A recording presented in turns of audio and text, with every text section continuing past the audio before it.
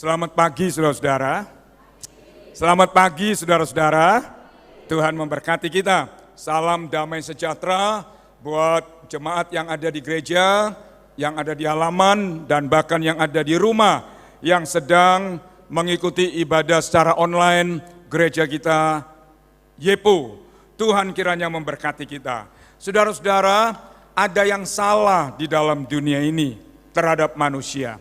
Apa sih kebutuhan pokok manusia? Kalau semua orang ditanya kebutuhan pokok, di negeri kita dicanangkan ada 9 bahan pokok.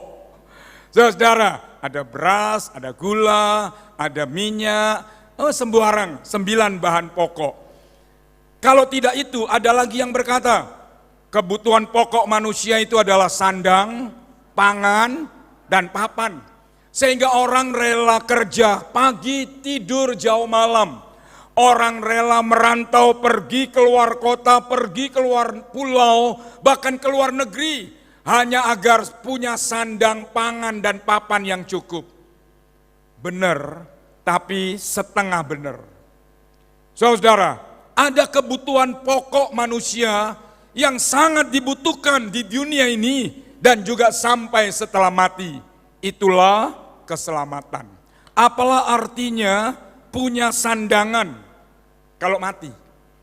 Apalah artinya punya rumah yang mewah tapi tidak hidup, mati? Apa artinya semua sandang, pangan, dan papan yang kita punya, yang kita cari dan upayakan, tapi tidak punya selamat, yang di dunia juga yang di sorga? Hari ini ada kabar gembira. Tolong jangan merah gitu, putih kembali. Enggak kelihatan saya, tolong. Backgroundnya jangan merah, putih aja. Baik, saudara-saudara, ada kabar gembira buat kita pagi hari ini. Tuhan menawarkan ada keselamatan yang kekal. Baik ditawarkan untuk kita yang ada sekarang di dunia, juga yang akan datang setelah kita tutup mata. Mari kita berdiri bersama-sama, kita membaca dalam surat Yakobus pasal 2 ayat yang ke-10. Yakobus pasal yang kedua ayat yang ke-10 dan ayat yang ke-11. Surat Yakobus pasal 2 ayat yang ke-10 dan ayat yang ke-11. Belum bisa ditayangkan? Kalau belum, kita bisa membaca dari Alkitab kita bersama-sama. Ayat yang ke-10 kita baca bersama, 2, 3. Sebab barang siapa menuruti seluruh hukum itu, tetapi mengabaikan satu bagian daripadanya, ia bersalah terhadap seluruhnya. Sebab ia yang mengatakan jangan berzina, ia mengatakan juga jangan membunuh. Jadi jika kamu tidak berzina, tetapi membunuh, maka kamu menjadi pelanggar hukum itu. Amin. Silakan duduk. Tuhan memberkati kita. Belum bisa keluar? Ya, baik. Saudara-saudara, dari pembacaan ayat yang kita baca, kita lihat satu tema tentang selamat di dunia, juga selamat yang di akhirat. Artinya selamat yang sekarang dan selamat yang akan datang. Saudara-saudara, semua orang mau. Semua orang mau. Makanya kalau punya anak laki dikasih nama Selamat, dikasih nama Rahayu, dikasih nama Sugeng, dikasih nama yang berbau seperti itu. Semua orang mau. Kenapa? Karena dalam dunia ada banyak bencana. Dalam dunia ada banyak musibah. Di dalam dunia ada banyak wabah, penyakit. 1-2 tahun yang lalu tidak kenal miskin, tidak kenal kaya, tidak kenal sekolah yang tidak kenal tidak sekolah. Corona telah merenggut banyak nyawa. Apa artinya punya rumah mewah? Apa artinya punya sandangan yang mahal? Apa artinya punya makanan yang limpah? Kalau nyawa kita terenggut dengan bencana dan musibah dan bahkan wabah yang menimpa manusia. Sebab itu semua orang mau. Saudara-saudara, itu di dunia ini. Ya, jadi kita lihat masalahnya manusia tidak mampu melakukan tuntutan Tuhan. Kata ayat yang kita baca, ada 10 hukum Taurat. Waktu Musa naik di atas gunung Horeb, dia turun dengan membawa 2 loh batu yang berisi 10 hukum. Dan Tuhan berkata, ayat yang kita baca, salah satu dari 10 salah semua. Salah satu salah semua. Hukum yang pertama dalam loh batu yang pertama isinya 4. Tujuannya kepada Tuhan. Jangan ada Allah lain. Oh mungkin kita tidak. Allah kita satu. Yesus Kristus. Lalu yang kedua, jangan ada patung yang disembah. Oh saya tidak sembah patung. Makanya orang Kristen tidak boleh menyembah patung dalam rupa apapun bentuknya. Yang ketiga, hukum ketiga, jangan menyebut nama Tuhan dengan sia-sia. Saya tidak sia Tuhan. Yang keempat, ini kita gagal. Kuduskan hari Sabat. Kalau ingin selamat di dunia, selamat di akhirat, lakukan seluruh hukum Tuhan. Yang 4 ini aja gagal sudah. Hari ini ke gereja, minggu depan, saudara-saudara, iya kan? Enak aja, gampang berkata, si siapa namanya? Hotman Paris, pengacara kondang Indonesia. Dia berkata apa? Kalau minggu, jam 5 pagi istriku udah ke gereja. Aku pergi ke pantai dengan nona-nona muda. Tapi, walaupun begitu, aku tidak lupa. Kalau Paskah aku mesti ke gereja. Kalau Natal aku mesti ke gereja. Aku nangis mengingat korban Kristus. Setelah Paskah dan setelah Natal. Saudara-saudara, kuduskan hari Sabat. Untuk apa? Untuk beribadah. Tuhan ciptakan 6 hari kerja. Hari ke-7 itu Sabat. Dan itu Minggu. Saudara-saudara, baru hukum yang kelima, hormati ibu bapakmu. Baru yang keenam, jangan mencuri, jangan membunuh, jangan berzina, jangan ingin orang punya. Betul 9, salah 1, salah semua. Mampukah manusia melakukan itu? Karena salah 1, salah semua. Bukankah kita ingin keluar rumah, pulang dalam masuk rumah selamat? Di jalan itu ada bahaya kecelakaan, ada bahaya musibah, bencana. Sebab itu kalau kita naik mobil, berangkat dan pulang tiba di rumah dengan selamat, itu mujizat. Kenapa? Saya sudah hati-hati. Saudara sudah pinter nyetir mobil, orang lain biayaan. Orang lain tidak hati-hati. Oleh sebab itu di dunia ada banyak bencana. Ya, ada banyak musibah. Katanya yang paling aman itu jalan kaki. Naik pesawat kalau jatuh. Naik mobil, lek tabrakan. Naik sepur, lek ngguling. Wis mbungono karepmu. Naik becak. Ketubruk. Wis mlaku ae. Loh, mlaku ya ditabrak. Makanya Alkitab berkata, ada orang selamat dari kejaran singa. Dia lari, dikejar beruang. Dia selamat dari kejaran beruang, tiba di rumah, lalu dia bersandar di dinding rumah, lalu dipagut ular biludak, mati. Jadi dunia ini tempatnya musibah dan bencana. Dan Tuhan menawarkan lewat firman Tuhan hari ini, selamat di dunia dan selamat di sorga. Semua orang mau. Pertanyaannya, tidak hanya nuntut hak, tapi kita juga mau kewajiban kita. Jadi kita lihat bersama-sama bagaimana kita bisa mengalami itu semua. Jangan diganti-ganti merah ya, saya tidak kelihatan. Terima kasih. Saudaraku, bagaimana agar bisa selamat di dunia dan di akhirat ini? Ya harus melakukan seluruh perintah Tuhan. Melakukan seluruh peraturan Tuhan. Melakukan seluruh nasihat Tuhan. Saudara-saudara, mari kita melihat yang pertama. Bagaimana agar di dunia kita selamat, sampai tutup mata juga kita selamat. kita memang sadar di dunia bukan tempat yang aman, tapi ada Tuhan beserta, bukan? Halo? Ada Tuhan yang menjagai kita, bukan? Ada Tuhan yang melindungi kita, bukan? Tapi bagi siapa itu terjadi? Bagi orang yang melakukan kewajibannya kepada Tuhan. Saudara-saudara, Alkitab menulis, apa yang mata tidak pernah lihat, apa yang telinga tidak pernah dengar, apa yang hati dan pikiran tidak pernah mikir, disediakan oleh Tuhan bagi orang yang mengasihi Tuhan. Oleh sebab itu mari kita lihat yang pertama ini, Matius 22 ayat yang ke-37 berkata demikian. Matius 22 ayat 37. Ya, Matius 22 ayat 37 berkata demikian. Jawab Tuhan Yesus kepada orang-orang itu, kasihilah Tuhan Allahmu dengan segenap hatimu, dengan segenap jiwamu, dengan segenap akal budimu. Itulah hukum yang terutama dan yang pertama. Kalau ingin mengalami selamat yang di dunia, itu bukan kebetulan.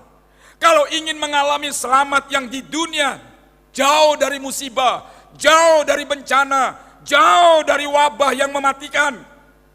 Yang pertama, lakukanlah. Saudara, lakukanlah.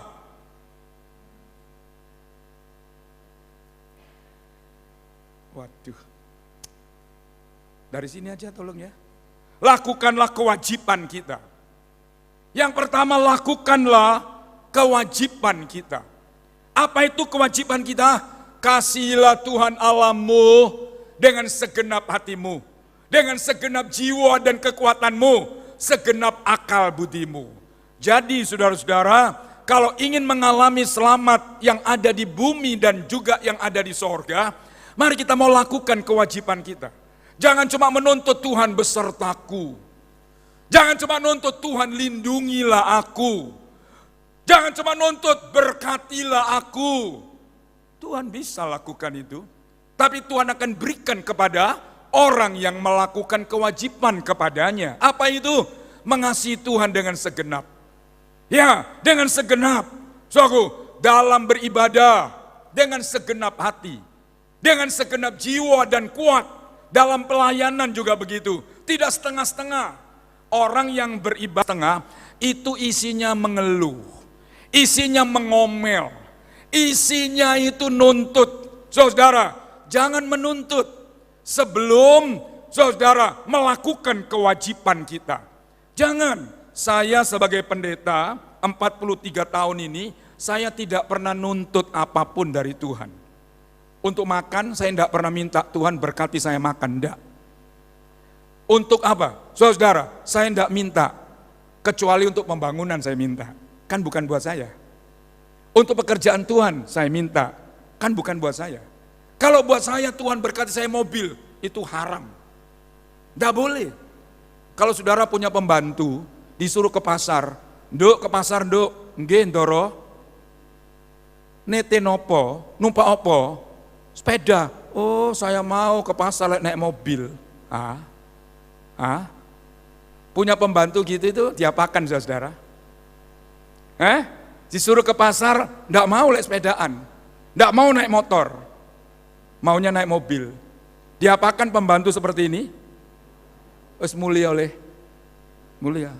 Kalau ada pendeta juga begitu, suruh leren sama Tuhan. Tuhan saya mau pelayanan tapi jauh, ya numpak bis. Waduh tahu Tuhan, ya numpak motor. Lo gurung dia motor, ya gak usah toh. Aku gelem lo Tuhan, lek ono motor. Lo. Si ngongkon kon dadi pendeta sapa? Lereno ae. Sebab itu tidak pernah minta, saudara, karena Tuhan berkata sebelum kamu minta, aku tahu itu perlu bagimu. Oleh sebab itu mari jangan nuntut. Lakukan kewajiban kita terhadap Tuhan. Mengasihi Dia dengan segenap hati. Karena orang yang mengasihi Tuhan dengan segenap hati, itu yang Tuhan sediakan. Mata tidak pernah lihat. Saya pernah mikir punya gereja begini bersama jemaat. Apa pernah saya mikir saya ini naik mobil? Apa pernah saya mikir saya ini punya Pajero? Saudara-saudara, kita ini berangkat tidak punya apa-apa.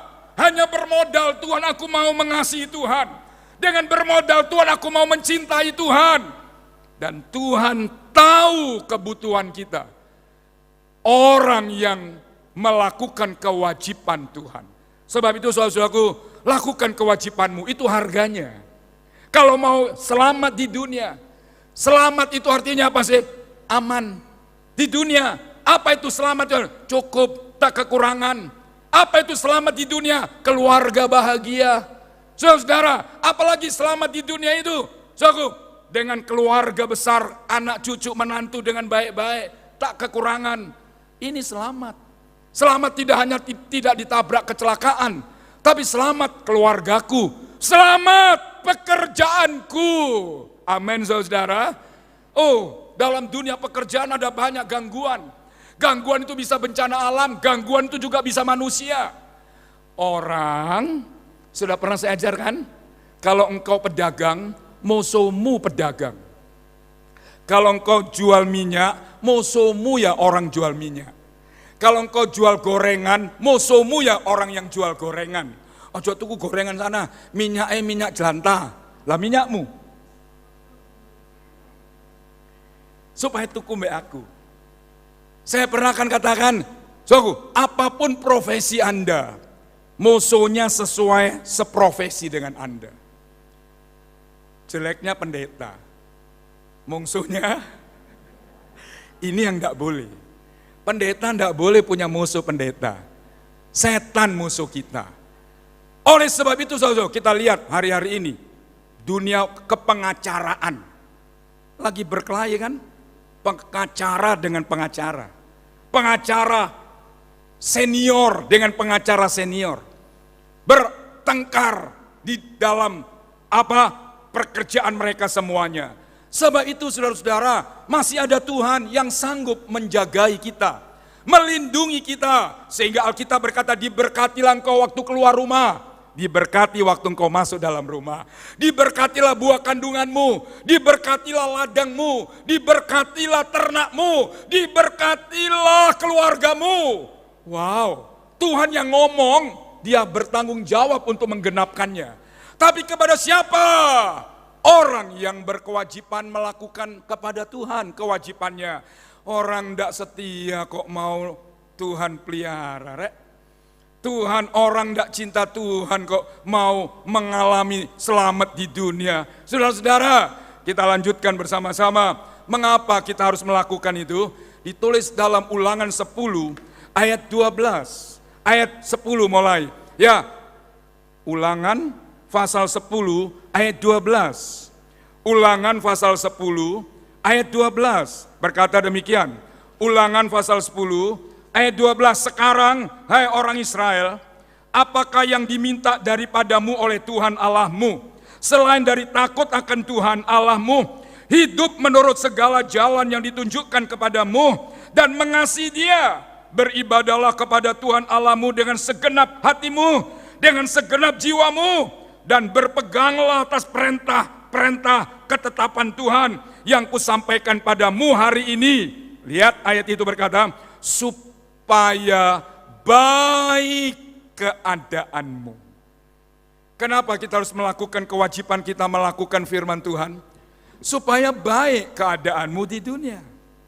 Supaya baik, Alkitab menulis, waktu Musa disuruh memberitahukan orang Israel, hai orang Israel, lakukanlah kewajibanmu kepada Tuhan Allahmu dengan beribadah dengan segenap hati.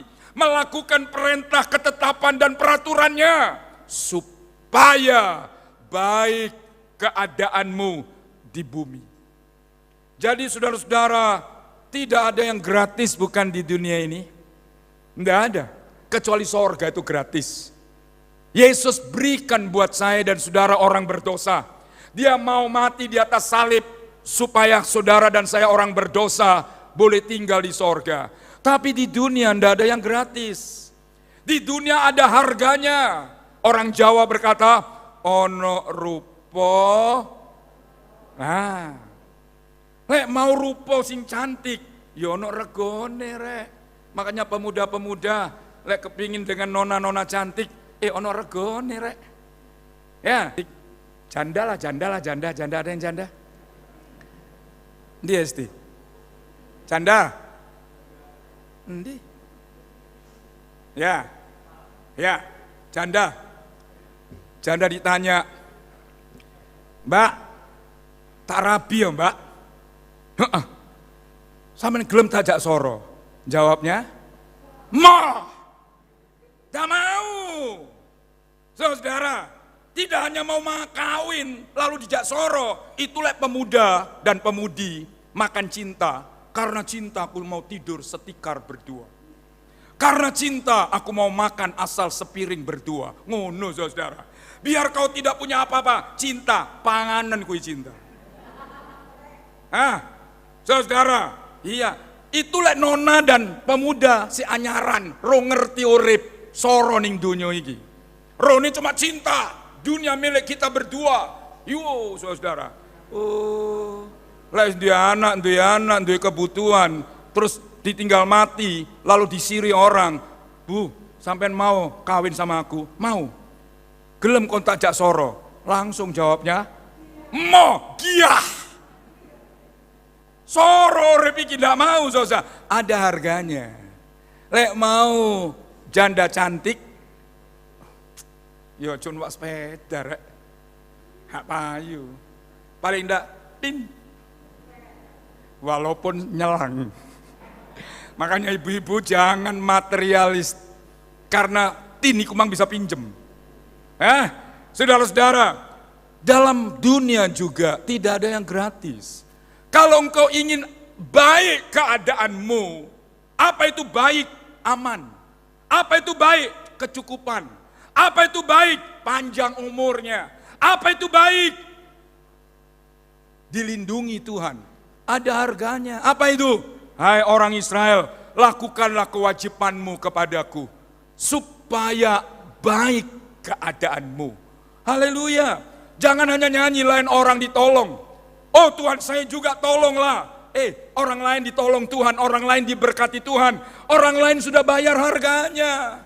Orang lain dia cinta Tuhan, dia berbakti tidak kenal jauh, dia berbakti tidak kenal hujan, dia berbakti tidak kenal panas.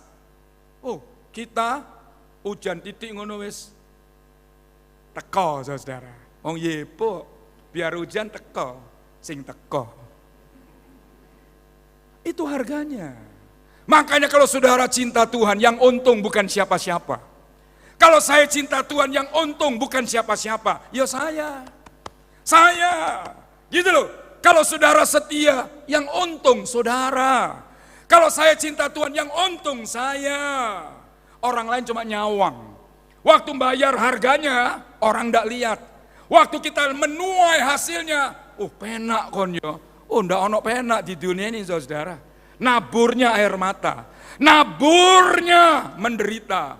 Waktu menuai penuh sukacita. Ojo ndelok hari ini, waktu nabur itu deloken. Itu tirun. Ojo ndelok mana itu pemain. Ini pemain ini. Waktu kecil itu. Ngomong sama papa mamae. Ini anak Yesus, Yani ngomong, "Pak, Ibu, aku besok gede jadi pendeta kayak opa." Baik. Ditanyai, saya gak ngerti. Apa kon kok gelem jadi pendeta? Iya kayak opa lho, numpak motor narene. Kon gak ropa biar melaku lele. Kon gak ropa biar pendeta mungkin numpak sepeda pinjem kiri kanan adakno. Ojo ndelok saiki. Saudara, baik. Supaya baik keadaanmu. Tidak hanya baik. Kita membaca berikut dalam Bilangan 32. Bilangan 32 bahwasanya orang yang telah berjalan dari Mesir yang berumur 20 tahun ke atas tidak akan melihat tanah Kanaan yang kujanjikan dengan sumpah kepada Abraham, kepada Ishak, kepada Yakub, nenek moyangmu, karena mereka terus ayat selanjutnya mengikut aku dengan sepenuh hatinya. Ayat 12, kecuali Kaleb bin Yefunah orang Kenas dan Yosua bin Nun, sebab kedua orang itu mengikut aku dengan sepenuh hatinya. Saudara-saudara, Tuhan memberitahu kepada Musa, kasih tahu Musa, engkau membawa orang Israel keluar dari tanah Mesir, itu yang umur 20 tahun ke atas, jumlahnya 603.550. Umur 18 tidak dihitung, umur 15 tidak dihitung, umur 10 tahun tidak dihitung, di umur 5 tahun tidak dihitung, perempuan tidak dihitung. Berapa juta itu? Yang umur 20 tahun ke atas 603.500 orang, 603.550 orang. Kata Tuhan, semuanya akan mati di tengah jalan. Semuanya tidak akan sampai ke tanah perjanjian Kanaan. Hanya Yosua bin Nun dan Kaleb bin Yefunah. Kenapa? Kenapa Tuhan tidak adil? Adil karena mereka telah mengikut aku dengan sepenuh hatinya. Ia tidak menyimpang ke kiri dan tidak menyimpang ke kanan. Dia lurus mengikut aku dengan sepenuh hatinya. Wow, agar boleh, kita lihat, agar boleh masuk ke tanah Kanaan. Tanah Kanaan itu bukan sorga. Tanah Kanaan itu tanah yang limpah susu dan madu di dunia ini. Saudara, Tuhan tidak hanya membuat kita baik, aman, terlindung, disertai, tapi Tuhan akan membawa kita orang yang melakukan firman Tuhan dengan mengasihi Dia dengan sepenuh hati ke tanah yang limpah dengan berkat Tuhan. Saudara rindu diberkati Tuhan, saudara senang diberkati Tuhan. Itu Kanaan, Kanaan di dalam dunia ini, tanah yang limpah susu dan madunya. Kapan itu? Kapan? Ada begitu banyak orang yang keluar dari Mesir. Tidak ada lain kecuali dua orang, Yosua bin Nun dan Kaleb bin Yefunah. Ada banyak orang Kristen, tidak semua diberkati. Tidak semua mengalami sesuatu yang baik dan limpah susu dan madunya. Saudara, oleh sebab itu hari ini kabar baik. Tuhan ingin membawa kita kepada suatu keadaan yang baik dan kepada suatu tanah yang limpah susu dan madu di dunia ini. Itulah selamat. Oleh sebab itu, lakukanlah kewajiban kita. Ojo nuntut. Kalau ada anak, kita akan jadi papa dan mama, bapak dan ibu. Saya yakin bapak dan ibu itu pasti orang baik terhadap anak-anaknya. Itu loh. Ya, apalagi kalau papa, bapak, ibunya ini orang cukup, orang kaya. Anak belum minta, orang tua sudah merancangkannya. Besok sekolah favorit. Besok kalau selesai SMA, kuliah ke tempat universitas yang favorit. Duitnya disediakan bapaknya, merancang. Belum minta anaknya. Itulah orang tua. Besok setelah sekolah lulus, kerjaan sudah ditoto. Nanti tak sediakan pabrik A, pabrik B, dan seterusnya. Kalau orang tuanya mampu. Saudara, lalu dirabikan. Rabi orang kaya itu enak, saudara, anak-anak itu masuk setelah menikah, masuk rumah baru. Mobil baru. Wow. Lambian awak dewe rabi, kon rabi? Saya rabi, oh alah. Ya, karena orang tua kita tidak mampu. Bersyukur kita sudah dinikahkan. Saudara-saudara, Tuhan juga melakukan itu. Tapi, le anak kita itu diomongi le, ojo pulang sore ya le, mulai bengi. Le, ojo mulai bengi-bengi le, mulai isu. Oh. Ngene di sekolah no, sampai dhuwur, ngene dikai pabrik, terus ngene iki dirabekne. Lu. Saudara-saudara, Tuhan juga begitu, merancangkan kita masa depan yang penuh pengharapan. Tapi gak tau nang gereja, ya apa sih? Susah dong hatinya Tuhan. Hah? Susah dong. Hidupnya kacau balau. Hidupnya apa namanya itu? Soku, ndak karu-karuan. Ndak kena ditoto, ndak kena didelok. Wis gak kena disawang iki wong. Wis gak kena disawang. Wis gak kena didelok wong iki. Hari ini kabar baik. Tuhan mau mengulang perjanjiannya kepada kita. Lakukanlah kewajiban kita di dunia ini dengan mengasihi Tuhan dengan segenap hati, segenap jiwa, segenap akal budi, dan itu tidak mudah. Itu harga yang mahal yang harus kita bayar. Itu harga yang saya harus bayar dan tidak mudah. Karena mahal, tidak banyak orang mau. Karena mahal, tidak banyak orang yang berani bayar. Makanya jangan biasa-biasa jadi orang Kristen, karena engkau cuma hanya dapat yang biasa-biasa dari Tuhan. Mari kita mau bayar yang luar biasa buat Tuhan. Engkau akan dapat yang luar biasa juga dari Tuhan. Sehingga kita berkata bahwa wow, gak biasa-biasa. Saya tiap bulan pelayanan di Lumajang. Ada tua-tua sidangnya, kebaktian jam 6:30, jam 5 sudah hadir. Ini saksinya. Jam 5, umur piro? 92 tahun. Sejak dulu. Ada alasan untuk telat bukan? Ada alasan untuk tidak hadir bukan? Saudara-saudara, ada banyak alasan untuk dia tidak datang di rumah Tuhan bukan? Dia bayar. Lah, saya lihat begitu. Saya pendeta, wah malu dong, saya datang terus khotbah, tidak boleh. Saudara, tua-tua sidang aja datang jam segitu, ya minimal tak imbangi. Kan begitu saudara, loh jadi contoh untuk orang lain. Yang kedua, mari kita membaca ini dalam Injil Matius yang sama tadi, pasal 22 itu, ayat yang ke-39. Matius pasal yang ke-22 tadi, ayat yang ke-39. Hukum yang kedua dan yang sama dengan hukum itu ialah, kasihilah sesamamu manusia seperti dirimu sendiri. Terus, 40? Sudah ya? Baik, 39 sampai 40 mestinya. Ya, baik. Jadi, melakukan kewajiban kepada sesama. Jadi kita lihat, tidak bisa pindah? Sana kok tidak ganti. Baik, melakukan kewajiban kepada, terus, waduh jangan ganti merah ya tolong ya. Nah, baik, yang kedua ini, melakukan kewajiban kepada sesama. Kepada Tuhan sudah, dengan segenap hati, dalam ibadah dan pelayanan. Saudara, ya, yang kedua, tidak cukup kepada Tuhan saja. Orang Kristen tidak cukup hanya engkau kebaktian dengan setia. Tidak cukup sudah melayani dengan sungguh sepenuh hati. Tidak cukup. Itu baru hukum sebagian. Hukum yang kedua yang sama nilainya.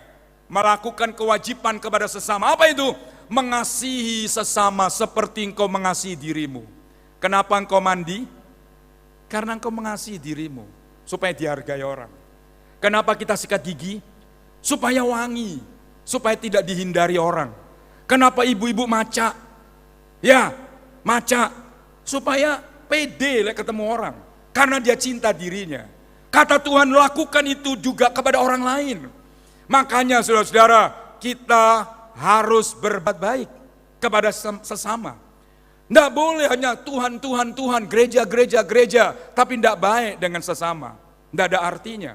Ya, bertegur sapa kepada sesama. Jangan tunggu ditegur, jangan tunggu disapa, jangan tunggu diberi salam. Kita lebih dulu. Jangan merasa aku lebih tua, jangan merasa aku lebih kaya, jangan merasa aku pendeta. Kau tidak mau nyopo, aku juga tidak mau nyopo. Apa ruginya? Melakukan kewajiban kita kepada sesama. Makanya saudara, kasih salam setiap ketemu dengan orang. Tidak rugi bukan? Jangan diam, tidak punya teman kau.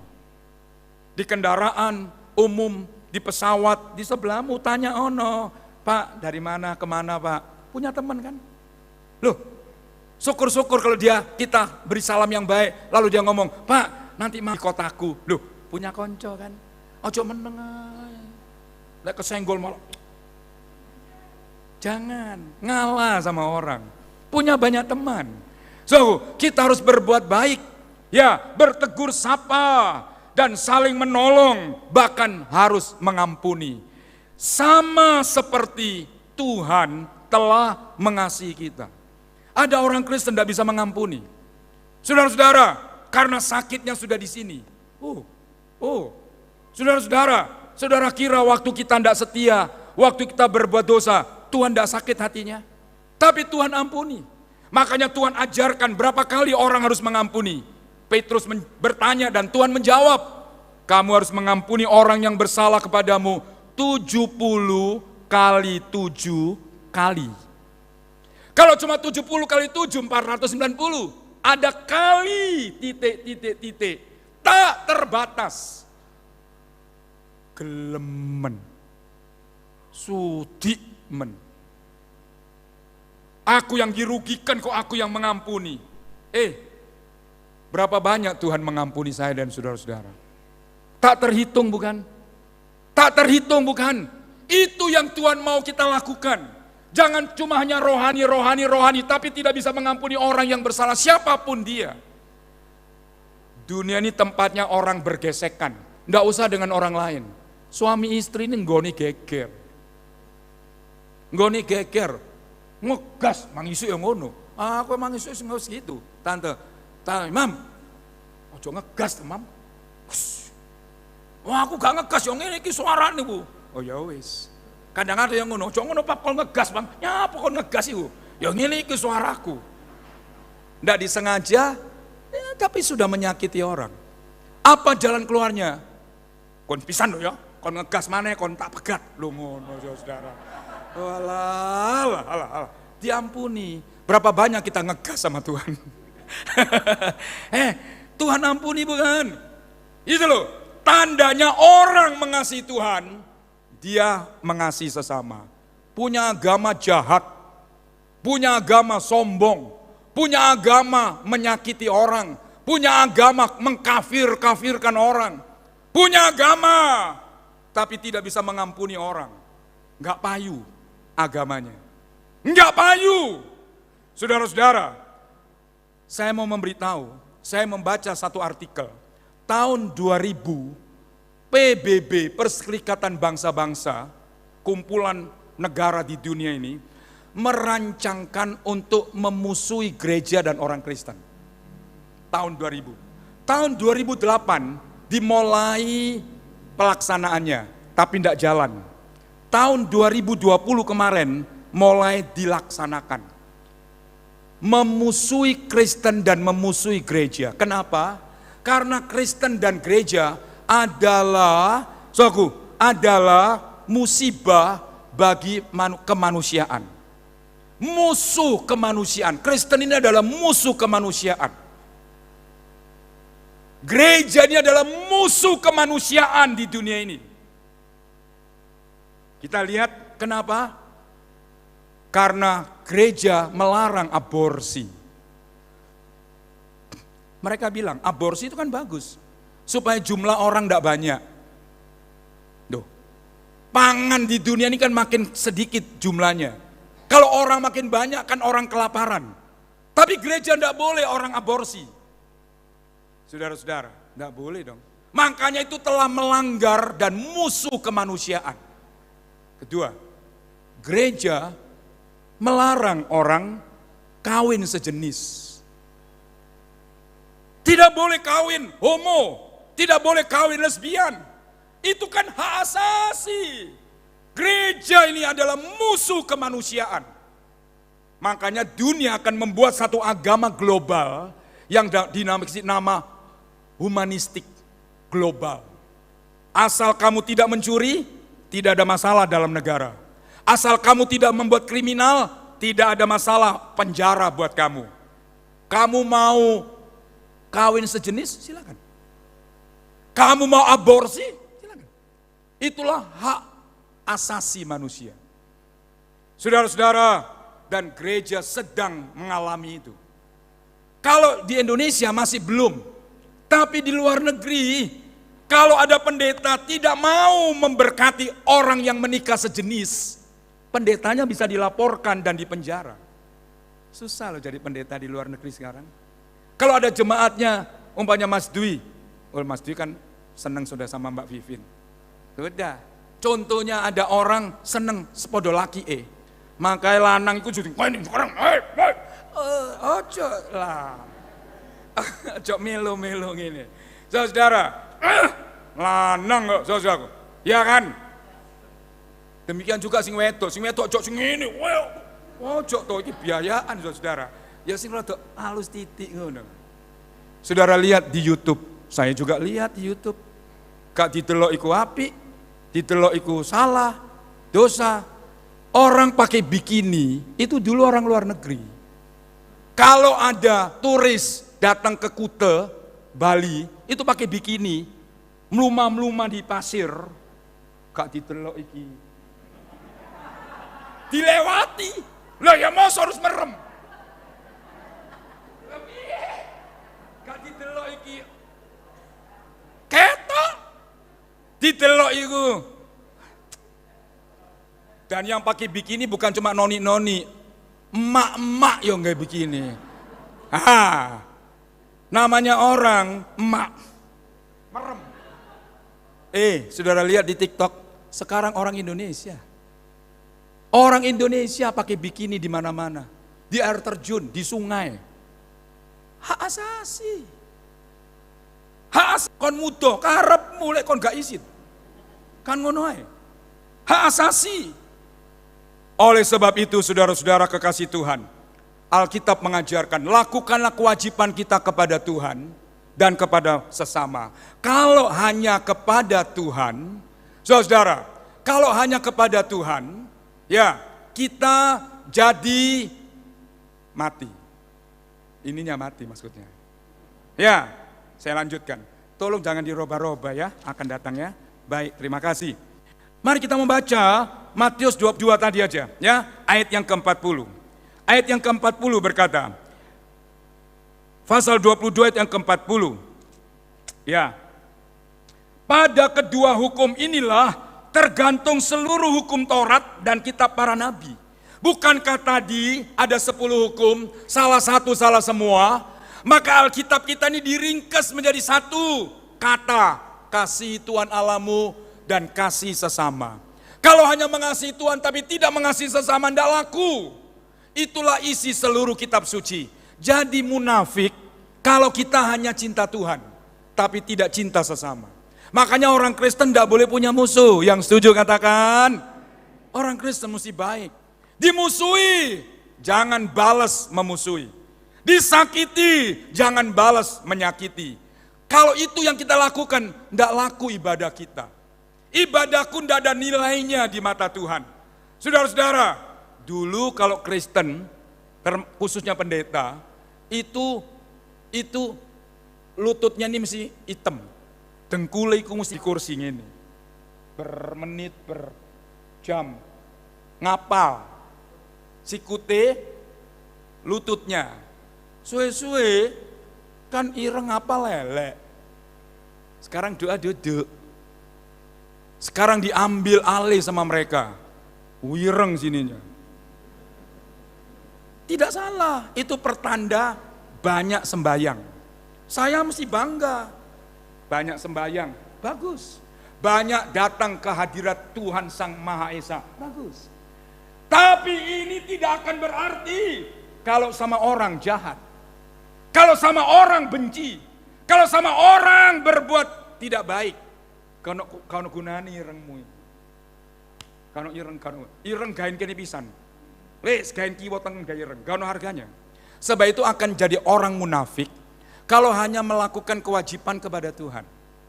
Justru orang yang cinta Tuhan itu nampak dengan sesama baik, dengan sesama murah hati, dengan sesama suka memberi, dengan sesama suka menolong, dan seterusnya. Dan sebaliknya, kalau hanya kepada orang kita baik, tapi tidak pernah dengan Tuhan baik, itu jadi ateis dan komunis. Lihat, yang penting berbuat baik, gak usah ke gereja. Oh, itu sudah lama dilakukan ini. Sudah lama jadi pembicaraan orang.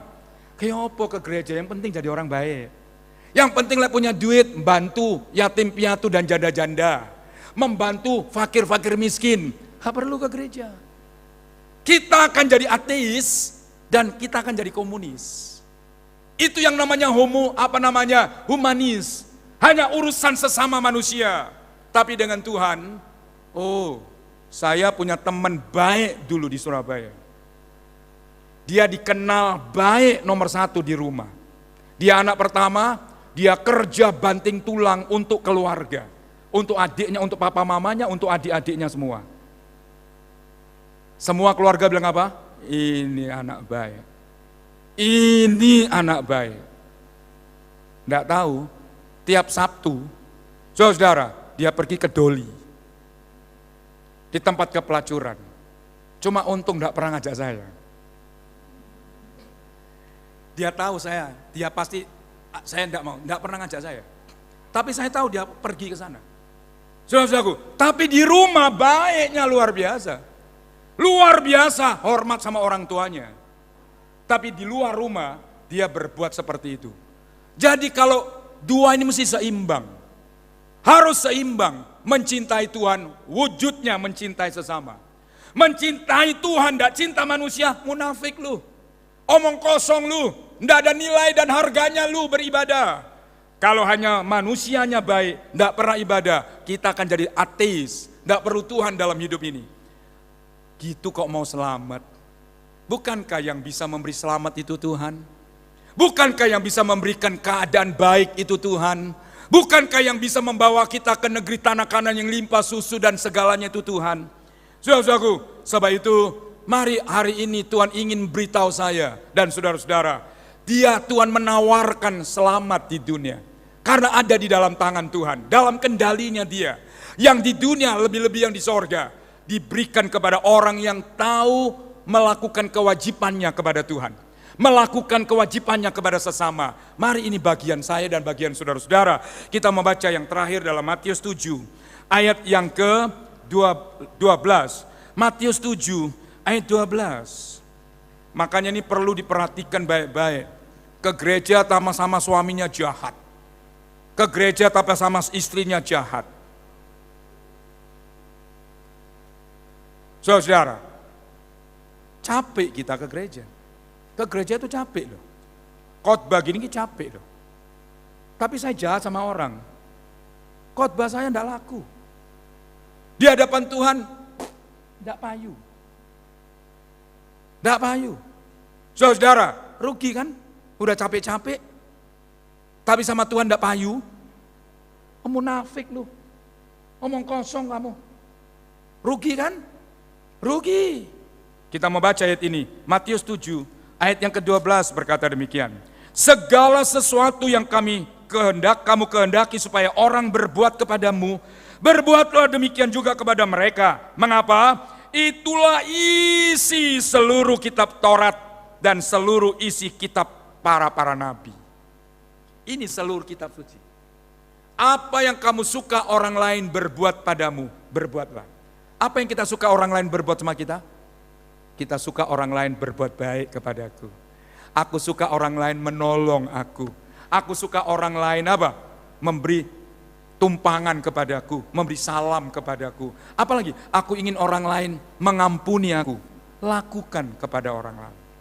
Lakukan kepada orang lain. Apa yang kamu suka orang lain berbuat kepadamu, berbuatlah lebih dulu kepada mereka. Apa yang kita suka? Ya, saudaraku, kita suka orang berbuat baik, berbuatlah baik sama orang. Kita suka orang lain mengasihi kita, kasih semua orang. Kita suka orang lain menolong dan memberkati kita, tolong orang, berkati orang lain. Saudara-saudara, dan menyapa, menghormati, bahkan dengan buat yang kita mau lakukan. Ya, itulah seluruh isi kitab suci. Itulah seluruh isi kitab para nabi. Saudara-saudara, ya, kiranya Tuhan memberkati kita semua hari ini. Siapakah yang rindu selamat di dunia? Siapakah yang rindu selamat setelah kematian? Lakukan kewajiban kita masing-masing. Sorga sudah Tuhan beri. Dan itu wujudnya sementara kita ada di dalam dunia. Tuhan ingin kita mengalami keadaan baik. Tuhan ingin kita masuk dalam tanah Kanaan yang limpah dengan susu dan madunya.